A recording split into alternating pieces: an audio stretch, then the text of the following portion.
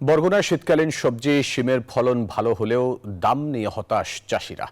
ভালো দাম না পাওয়ায় উৎপাদন খরচ তুলতে হিমশিম খাচ্ছেন তারা। কৃষকের অভিযোগ, পাইকার সংকটের কারণে লাভ পাচ্ছেন না তারা। কৃষি বিভাগ বলছে উৎপাদনে সহযোগিতা করলেও বাজার দর নিয়ন্ত্রণের ক্ষমতা তাদের নেই। বরগুনা থেকে সুমন শিকদারের তথ্য ছবিতে ডেস্ক রিপোর্ট। বরগুনার তালতলী উপজেলার সওদাগর পাড়া একটি কৃষি গ্রাম।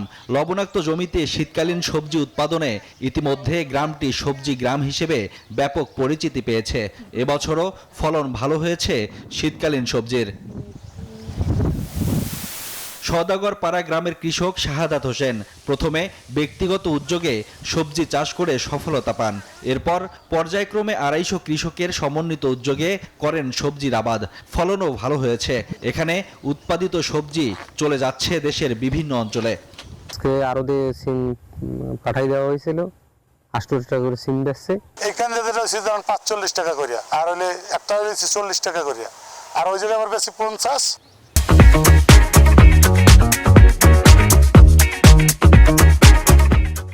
এবছর গ্রামটিতে 650 বিঘা জমিতে শুধু শিমের আবাদ হয়েছে, যা থেকে 6 কোটি টাকার শিম বিক্রির আশা কৃষকদের।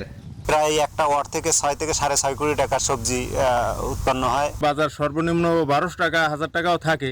তারপর মনে করেন খরচপাতি যে লাখখানা টাকা থাকবে। কৃষকের অভিযোগ, শিমের ফলন ভালো হলেও দাম নিয়ে দুশ্চিন্তায় পড়েছেন তারা। অনুন্নত যোগাযোগ ব্যবস্থার কারণে প্রত্যন্ত এই অঞ্চলে পাইকার যান না। কোনো পাইকারি আসে না।